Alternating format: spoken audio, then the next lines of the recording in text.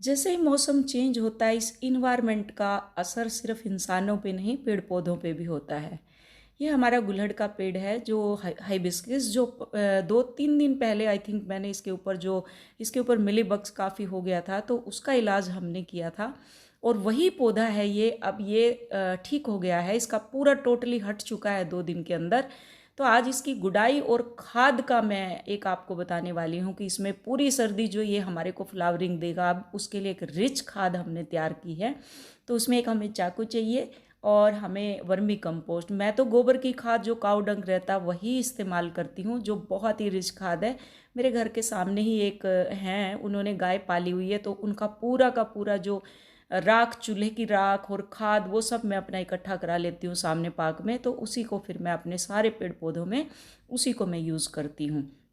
तो इसको हमने अभी सबसे पहले इसकी अभी हमने गुडाई करनी है अच्छे से, इसकी मिट्टी को नीचे तक। और जो इसमें एक्स्ट्रा अगर इसमें घास वगैरह उगी हुई है आपके गमले में, तो उसको टाइम टू टाइम निकालते रहना, आप निकाल देना। खाली गुलहड़ नहीं, किसी में भी अगर उगी हुई है तो उसको निकालना ज़रूरी है। वो हमारा जो इसका मिनरल्स और जो प्रोटीन, विटामिन, वो सब वो खरपतवार ले लेती है, तो पौधे को कम मिलता है। इसलिए कुछ भी उसके अंदर घास फूस नहीं उगना चाहिए, उसको आपको निकाल देना चाहिए। इसकी कलियां गिर रही थी और इसके ऊपर बहुत ही बुरी तरीके से मिलीबग्स ने, जो सफ़ेद चिपचिपे रहते हैं कीड़े, उन्होंने अटैक किया हुआ था। और इसका लिंक मैं डिस्क्रिप्शन में भी दूंगी।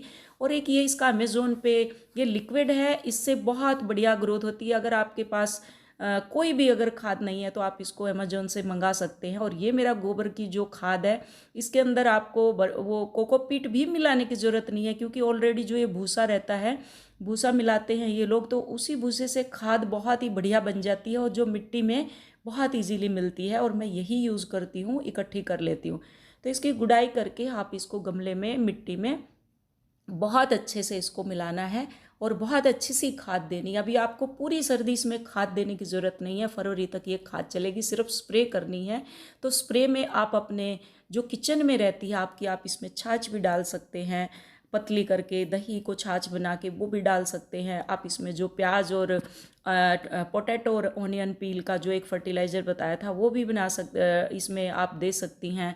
आप इसमें जो घरेलू जितनी भी रहेंगी, उसके बाद आप इन सब का स्प्रे कर सकते हैं। चावल का जो पानी रहता है उसका स्प्रे, दाल धोते हैं उसका स्प्रे, कॉफ़ी को भी आप डाल सकते हैं, स्प्रे कर सकते हैं। क्योंकि खाद हमने इनको भरपूर मात्रा में, अभी हम फरवरी तक इसको कोई रिक्वायरमेंट खाद की नहीं रहेगी। और इसको टाइम टू टाइम मैं इस पौधे को बिल्कुल लाती रहूँगी। अब इसके अंदर ये पूरी लेयर हमने खाली कर दी मिट्टी की, इसके ऊपर पूरा मिला के, और इसको खाद को मैं पूरा एक ऊपर तक इसकी लेयर बना दूंगी। तो ये फरवरी तक बिल्कुल इसको इजीली ये खाद इसको भरपूर रहेगी। और फिर देखना कोई भी शिकायत नहीं रहेगी कि हमारे पौधों में फ्लावरिंग नहीं होती। इसी तरह आप अपराजिता में भी कर सकते हैं। इसी तरह आप, आपकी कोई भी पौधा है जो फ्लावरिंग वाला है, उसके अंदर जो परमानेंट प्लांट अभी हमने रेस्टिंग मोड में जिसको रखना है, और उसको भी, और जो भी आपके फ्लावरिंग वाले प्लांट हैं उनके अंदर आप ऐसे ही एक रिच सॉइल बना के और बहुत अच्छे से उसको, क्योंकि खाना, जैसे हमारे शरीर में कोई भी चीज़ की कमी होती है तो बाल गिरना, ये सब शुरू हो जाता है। इसको हमने खाद दे दी। अब पानी की बात करें तो ये बोतल है मेरी, कम से 1 लीटर की आई थिंक है, या तो इसके अंदर मैंने सिर्फ कुछ ड्रॉप उसकी डाली है, लिक्विड जो हमारा फर्टिलाइज़र है ये। इसमें उसमें भी आता है, दाने में भी आता है ये, उसको आपको भिगोया जाता है, लेकिन मैं ये लिक्विड वाला यूज़ करती हूँ। और इसका लिंक आपको अमेजोन, ये लिंक डिस्क्रिप्शन में है, जो अमेजोन से बहुत इजीली, और अब तो ये इसके ऊपर ऑफ़र चल रहा है तो बहुत अच्छे से आपको मिल जाएगा। और आपके पूरे सर्दी और गर्मी ये बहुत चलेगा। ये 15 डेज़ में इसकी थोड़ी सी क्वांटिटी, ज़्यादा नहीं, कुछ एक मात्रा देनी होती है, ज़्यादा करेंगे तो फिर इसके पत्ते पीले पड़ जाते हैं। तो इसको पानी में आपको डिज़ोल्व करके, और इसकी अभी हमने स्प्रे करनी है। इसकी खाद हो गई, खाद हो गया हमारा। और इसके बाद ये जो हमारा गुलहड़ है, इसमें पानी देके और इसको हमने स्प्रे करनी है। तो स्प्रे पूरे पत्ते में अच्छे से, हमें इसके पत्तों में, कोई भी आप पौधा ले लो उसमें हर तरह से आपको बहुत अच्छे से उसके रूट में भी डालनी है।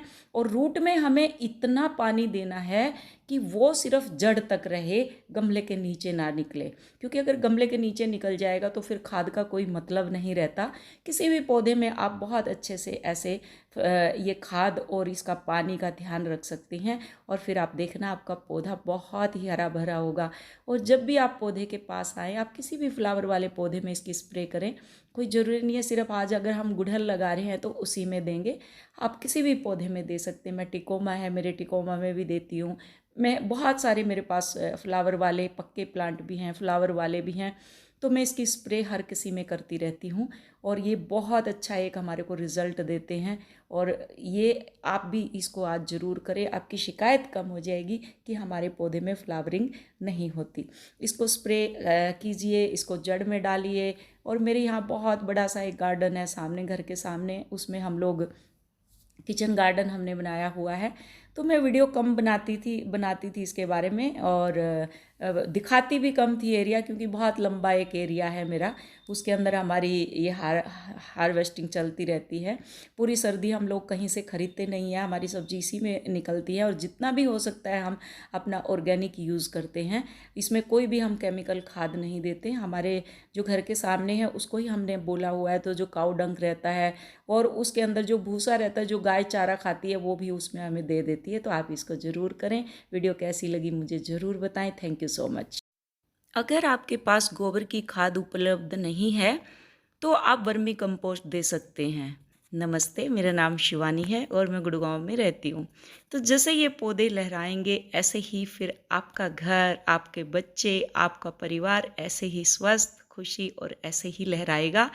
इन पौधों को अपने घर में लगाइए और इनको लक्की बनाइए, और लगाते समय यही बोले, थैंक्स फॉर पीस।